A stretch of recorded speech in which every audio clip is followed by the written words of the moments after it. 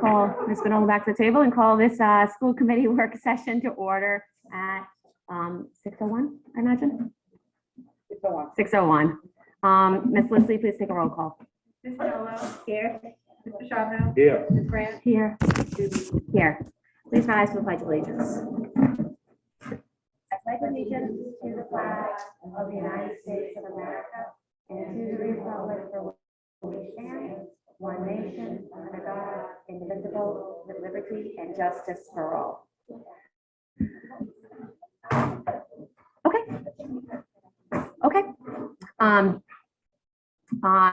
Well, Ms. Grant relocates. Public participation is first. Ms. Liz, do we have anyone signed up? No? Okay. Approval of previous meeting minutes, 10/11/22. So move. Then a motion to approve by Mr. Charbonneau was seconded by Ms. Grant. Any discussion? All those in favor? Aye. Opposed? The motion carries 4-0. Discussion items. I will turn this over to you, Dr. McWilliams. Yes, good evening, everyone. It is good to be here this evening, and I wanted to share with you an overview of the district RICAS scores for 2022. These are the test scores that took place in grades 3 through 8 last spring. The comparison that you will see over the next few slides is over a period of years from 2019, which is pre-pandemic, 2020, there was no testing, and then 2021, and then last year. It's important to note that the comparison that we're looking at is proficiency. So there's many different ways that you can analyze and look at data. Right now, our proficiency is what we are held accountable to for what we know as like the RIDE accountability scores. When we get those accountability scores or stars, they're rated as stars, they're expecting those to come out hopefully in December. And then in January, we would come again with a more detailed report by school and what the star ratings are, and then next steps of how they're going to be moving forward to address that. So the other ways to look at data is growth. We are not focused on growth right now because right now we want to make sure proficiency, we're getting to the proficient level based on standards. However, I will say in looking at the growth, we do see growth from year to year, which is good, which means we're heading in the right direction. So right now we're looking at RICAS ELA. So this is a district comparison to the state. ELA in 2019, 24.4% proficient. As I said before, 2020, there was no test. 21, we took a dip, 17.8. And then last spring, we see that ELA has increased about 0.8%, just a little bit under 1% to 18.6. So the overall change from 2019 is I think you've heard it mentioned by the state and on the news that there has been a dip in ELA of anywhere from 4 to, in this case, the state went down 7%, and a little bit of a rise in the math. So these are all things over the next several weeks and months that schools and principals and school improvement teams will be looking at, drilling down the data to assess what this, what changes and what we need to do to continue to make sure that we continue to make improvement. So with that being said, we're still in a recovery phase. We know that we made a lot of changes last year. It was a challenging year with new curriculum, but we did see that little bit of a bump in ELA. RICAS math, you can see 17.8% in 2019, a huge dip in 2021 to 7.4, and then an 8.2% increase over last year to this year, bringing us to 15.6% proficiency, which still, by the way, is not good enough. We want to make sure that we're improving our proficiency. But you can also see, I put on here the trend line so that you can see that we are, although our proficiency is not where it should be based on the standards, we are trending in the right direction. And then by grade level, district-wide, you can see grade level 2019, 36%, a dip in 2021, and then a 1.2% in ELA grade 3, but still a significant drop from 2019 pre-pandemic. Math grade 3 for the district, again, 28.7% proficient in 2019, pretty much the same last year, which is an interesting trend. And then 2022, a 16% increase in grade 3 math. So again, that's moving in the right direction with the changes. We were looked at only a 1/10% decrease from 2019. So I think that is, something that we can say we're moving in the right direction. ELA grade 4, 24.5% in 2019, 22.6% a drop in 2021. And then this is an interesting because you can see statewide in spring of 2022, there was still a decrease in grade 4 overall in ELA. So that's something that is quite interesting to us, and we want to look a little further into what happened in grade 4 and what does that mean, so that we can make the changes that we need to make so that this upcoming spring we will hopefully be moving in an upward trajectory. Grade 4 math, however, did see a significant jump, 24% in 2019, 9.9% in 2021, almost reaching the 24%, 22.2% in 2022. So that's a 12.3% increase over last year. And from 2019, a decrease of 1.8%. Grade 5, ELA for the district, 24.8% 2019, 17.4% in 2021, and then 21.8%, so an increase of 4.4% over last year's scores. But once again, still, when you go back to pre-pandemic, we have not made up that gain. Although we are, again, if you look at the trend chart, you'll see that our trend is moving, quickly, a 3% drop as opposed to a 7.4% drop in grade 5. Grade 5 math, 21.1% in 2019, 8.6% in 2021, and then 17.1% last spring, with a change of 8.5%, an increase of 8.5% over last year, but still a trend from pre-pandemic. We have not caught up yet. Grade 6 ELA, 30% in 2019, 16, a huge dip in 2021, and then a slight increase of only 0.3% over last year in ELA grade 6. Grade 6 math, 13.8% in 2019, a 4%, which is a significant drop in the pandemic year, and then a huge increase in 13.2% over last year. So a 0.6% down from pre-pandemic. However, like I said, proficiency, we still need to raise our proficiency. And I believe that we're on the right path in doing that with the changes in the curriculum and in the instruction and the consistency. Grade 7 ELA, district-wide, 10.9% proficiency. This is interesting. In the pandemic year, grade 7 went up 12.3%. So their overall change was an increase in ELA, which is off the trend from the state.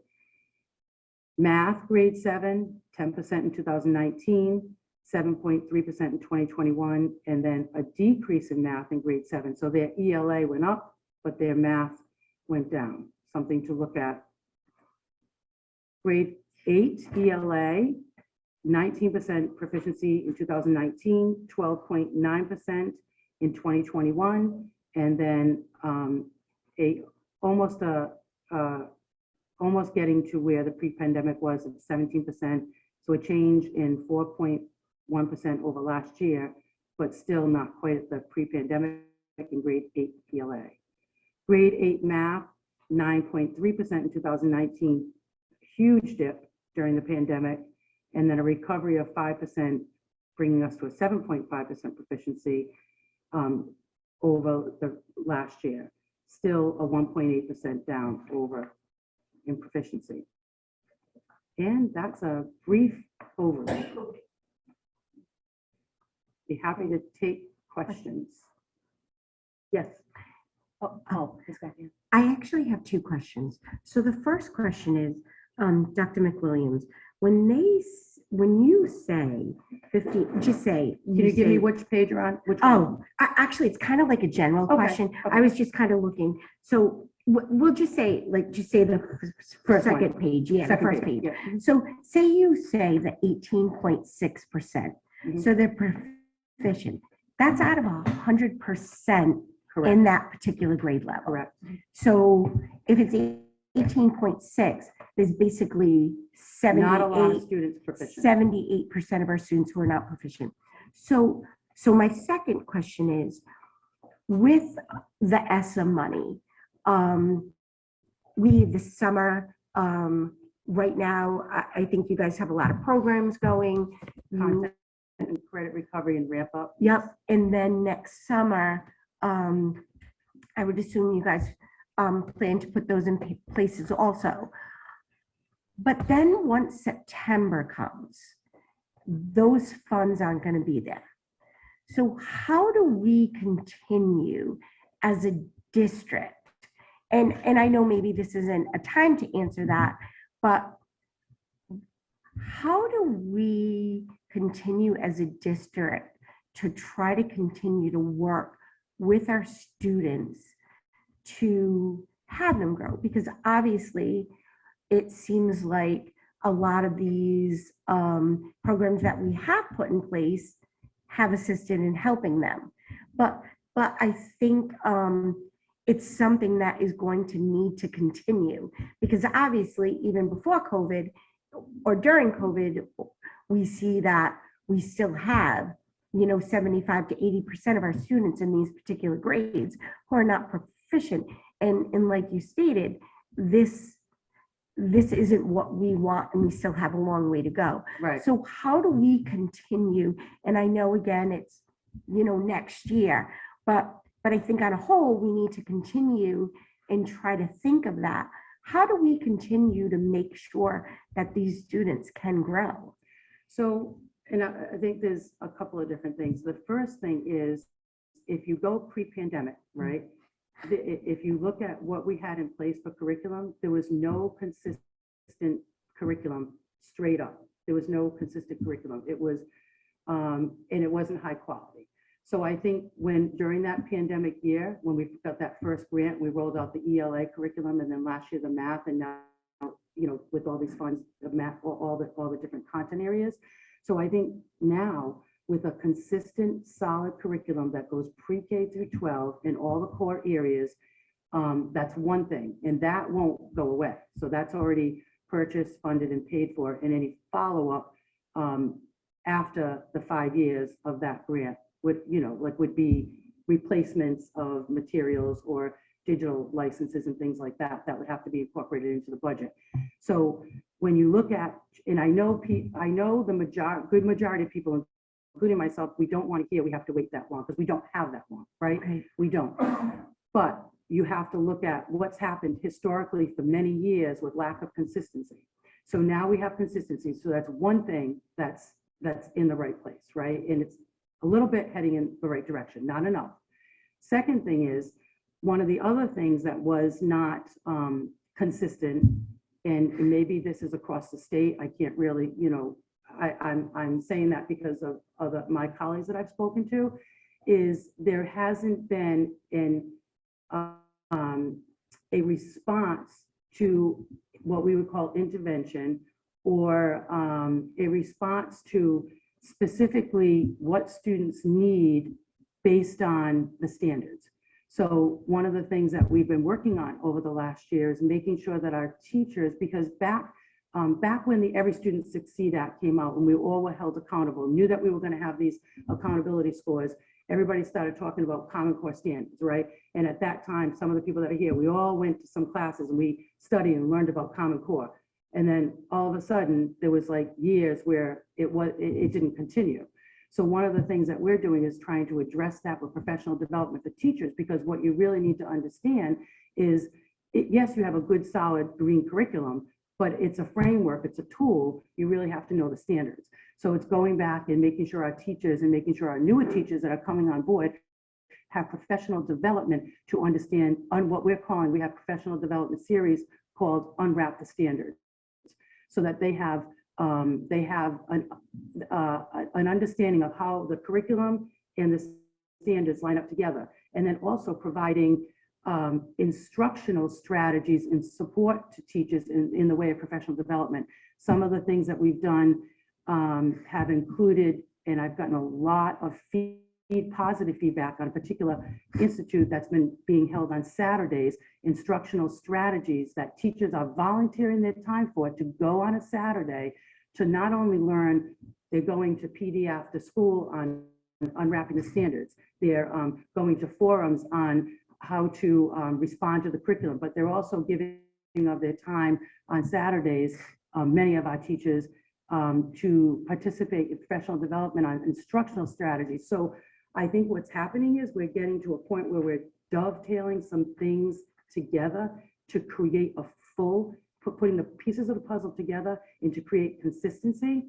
And so with that being said, all of those pieces are going to take a period of time. I suspect that spring of 2023, when we look at this next year, you're going to see an increase. I hands down believe, beyond a shadow of a doubt, there'll be an increase. You could say that's an increase due to the fact that we've had a full year in school, where maybe really way out of pandemic, but I'm going to say that it's going to be tied to curriculum, it's going to be tied to teacher professional development, it's going to be tied to instructional strategies, it's going to be tied to a focus on looking at what the students need and responding, knowing the standards and knowing how that lines up to the curriculum and knowing how to respond in real time. With that being said, that takes a lot of time and a lot of work and a lot on our teachers. And I think, you know, moving forward, as you said, this ESSA money going away in these programs, it's more than programs, it's really going to come down to staffing. And yes, you'll have a teacher in every classroom, but when you start talking about meeting individual needs and a teacher wants to be everything, they can't be everything to 25, 28 students. And I see a couple of heads shaking. So I think when you think about the future, you think about how do we provide, especially at the early young grades, support that could last for years, additional support. Not just support in terms of support specialists that we say special educators or whatever.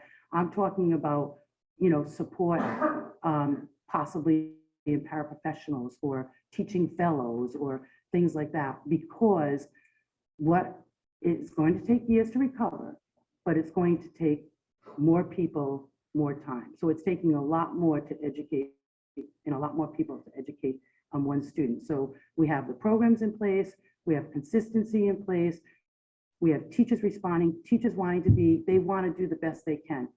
And it's now going to, in 2 years, so the ESSA 2 closes out September 2023, ESSA 3, a lot of these programs are either in ESSA 3 or rolling into ESSA 3. A lot of these supports, some of the support staffing, that will end September of 2020, September 30th, 2024. So between now and then, it's what do we do to make sure that we can increase our staffing to provide and be creative. It might involve other ways of look at staffing, other ways, you know, we're starting an educational pathway, you know, at the high school. What does that look like? I hope I'm not saying too much, but I'm on a roll now, but I actually had a forum here with JMW yesterday, and they were sharing with me, we were talking about education, and a few of them were saying that, you know, what can we do to generate an interest in education? I said, you could give your time to the younger students, like you can be involved. And then one of the students said, she was, yeah, we do, you know, we love to tutor and we love to be involved in helping and support, you know, other students who might be struggling. So I think it's going to take the creativity coming out of COVID was how to put curriculum in place, how to be consistent, how to understand response to intervention, a multi-tiered level systems of support, which is social, emotional, behavioral, academic. Now it's going to really, really come down to how do we get the support in those classrooms on a regular basis so that the needs of every student can be addressed. Thanks. Thank you for that very detailed response, because it really is helpful to hear what the district is doing. What is the plan over the next month? When are parents going to get their student results? How is that going to be rolled out? Is it going to be before parent-teacher conferences? Or I know we're always kind of tied to when a state can get it to us, but I know there's been times when it's come after, and sometimes it come before. So What's we the were, plan yeah, for we our were, district, and how much of that is us planning and how much is it us just doing what the state tells us? right. So basically, the state is the one that releases the data to the families, and they're releasing it in video format for each, correctly? The PD that we went to, I know you stayed on, I had to leave to go to another meeting, but they're releasing it. So I believe it's going to be at the end of November, correct? The individual student reports arrived today. Okay, At so in, our administration building. So. As in like all the Paper. little As the paper ones? Right. Okay, So the paper copies arrived today at the administration building. We will send those out to schools Monday, Tuesday. We'll get those out to schools, and then the schools will be able to distribute them. In addition, the state has a video link for parents, and that will be our IT department. We just got that raw file today. And so I'll be working with the IT department on how we're going to distribute that. now I know that this is the first time the state is doing this. On this PD, did it seem like this is going to be pretty user-friendly for our parents? As in just a video that they just press play on? Yeah, so it's going to be, it's very user-friendly. There are instructions in multiple languages. They feel they tested it, but we didn't see a preview. I'm going to be honest, this is the first we're seeing it. Okay, okay. Okay, no further discussion on that. We have a second discussion item, Pawtucket School Department staffing vacancies. Well, we just talked about the need for staff. So Ms. Vanilla asked for this item to be placed on the agenda. And we placed it after the job fair to get the best reading on where we are. And I think what we'd like to hear is just what do we still have open, and what are we doing to fill them? Okay, so we did hold a job fair on Tuesday, Election Day, at the administration building. We had 26 people attend the job fair. And I'm going to just give you a brief breakdown. So a lot of times when people come in the job fair, we had advertised the list of different positions we hold, but they're coming seeking information. So when I say these are the categories where people seem to be looking, there are a couple places where someone may have come in and obviously initially they probably enter as a TA, but we saw that they might be on a path. You know, there could be a path to be a teacher. So the breakdown was 4 of them we believed could be were certified teachers. They held current teaching certificates. 4 of them were qualified to be substitute teachers. 5 of them were interested in custodial positions. 7 were interested in TA positions. I just want to say a little bit on the TAs, because the TAs we are sending them to various programs. None of them were certified TAs, so they do need to go through a program. And depending on their level of education, they may have to take the parapro. But we are steering them towards the appropriate coursework. You need to be certified even to be a sub TA. How many did you say came in for TA? 7. 7, okay.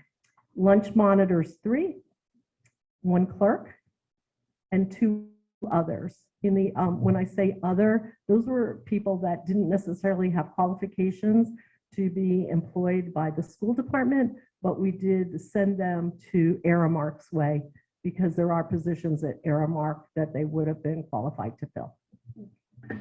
Sounds like it was So we That's feel it was success. successful. We really enjoyed meeting the people, and our plan is to do another one in early January. And this one we're going to run. We ran this one from 10 to 2 during Election Day. The next one, our plan is to run from 3 to 6. Ms. Grant, so would you mind just kind of walking us through the process? So they come in, obviously you guys, collect information, kind of figure out maybe what might be best for them. So what happens then? So depending on the position, we have computers there. So if they are if they're certified teachers or they're substitutes, then we have openings, we have them go right online and, or we show them, we're running both SchoolSpring and Indeed. So we show people where the online applications are. We also have them fill out a paper application, just so that we have some pertinent information on them and we can follow up. So in the case of some of them, so for instance, TAs, right? We had them do paper applications because they're going to need to go through a program and then we would be able to hire them. But I will say all 7 of them seemed like good candidates. And then on a whole, out of the 26 people who show, who came and showed and you kind of figured things out, what would you say the percentage, and I know it's hard to kind of pinpoint it, but what would you say maybe the percentage of what our district could maybe benefit from that? Well, so the question will be, right, do we get them? And we'll track them through this process, Yeah. right? So we're in the beginning now. I would believe the 8 people, the 4 that were certified teachers, interesting, one was a retired teacher, and then the 4 that could be substitutes. Yeah. Those all we felt could qualify. 1 or 2 in the substitute category kind of wanted to try it out, so that's fine. Okay. We can hire them, and we use a system where you can pick the classroom. So some of them were only interested in certain levels, so they can do that. So I thought those were possible.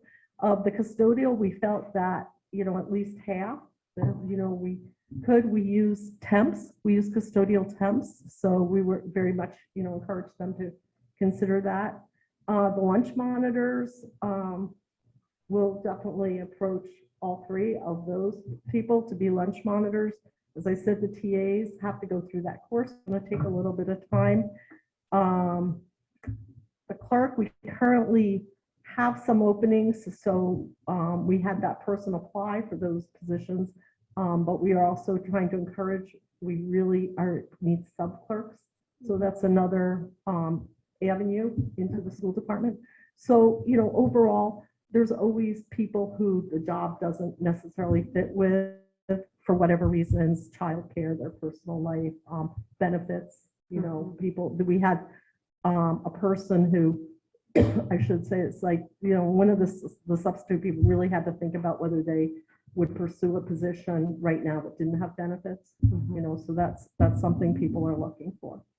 Okay, thank you. And we did have some people who couldn't come, and we shared information with them because they called.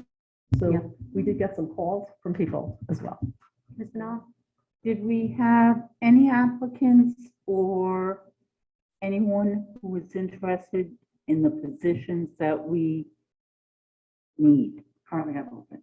that we have open right now? Spanish teacher?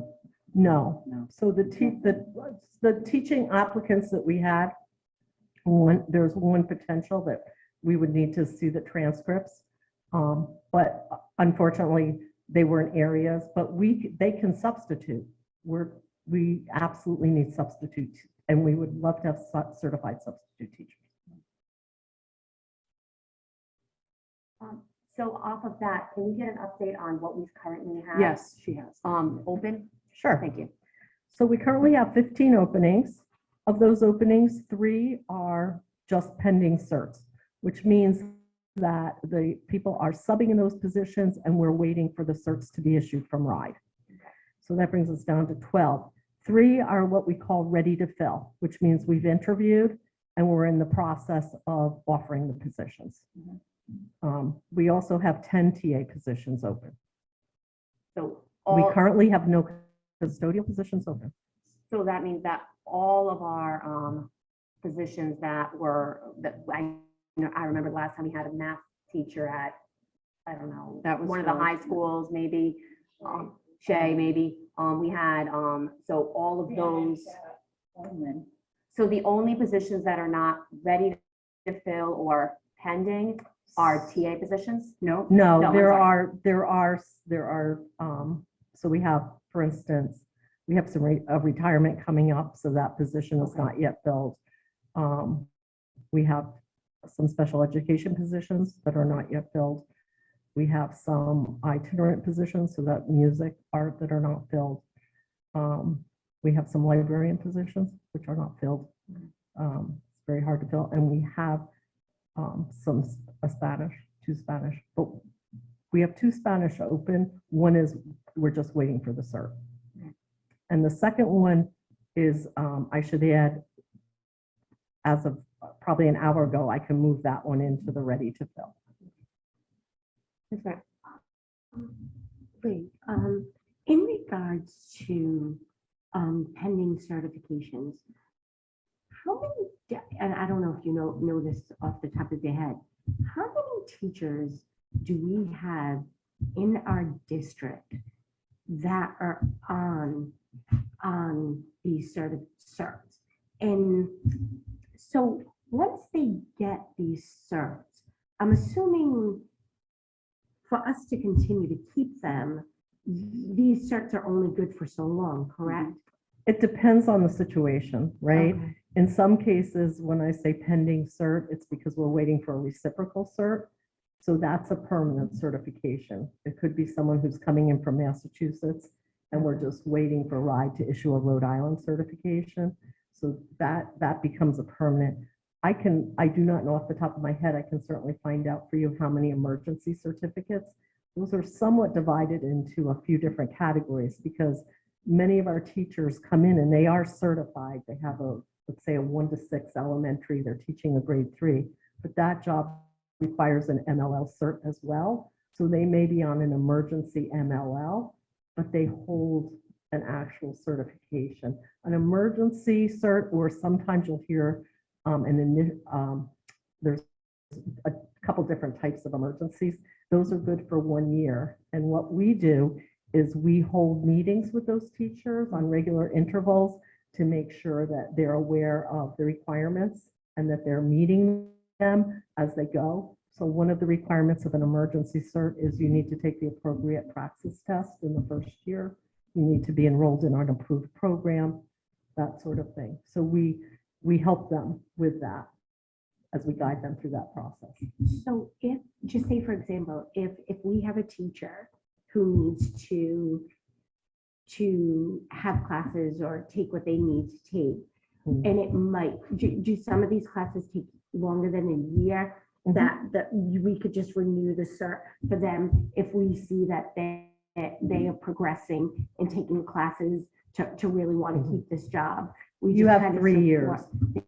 Yes, so 3 you have years. 3 years. If you come in on an emergency certification, so I'll use Spanish as an example. If you come in on an emergency Spanish certification, you have certain things that you have to do the first year. And then you have 3 years to complete the coursework. Okay, if we could, when you get a chance, could Get you you, those numbers. yeah, just give us the numbers, just so we can see how many teachers we actually do have that we know within the next 3 years that, because I'm only assuming, and I hope this isn't true, but I'm only assuming that this field could maybe over the years could take punches a little bit harder, and of course, if, my thought is that, if we give time and we give support to them, our hope would be that we could retain them if we think they do a good job. So, Yeah. it would be nice to. Absolutely. And part of our changes in recent years has been a lot more support Mhm. towards those teachers. We also have a wonderful mentoring program. And we do that in conjunction with the union. And it's, I think I honestly think I'm very proud of it. I think it's one of the best in the state. I talk about it when I'm in other places. So that's a huge help too. And we certainly, and recently we've used some of our funding. For instance, we've bought study guides sometimes the testing can be a little difficult. So that we've brought study guides for people. So this year we've given all of our people who need to take a praxis in some area the study guide. So we are providing those supports, but yes, there are significantly more teachers coming in on emergency certificates. Absolutely. Thank you.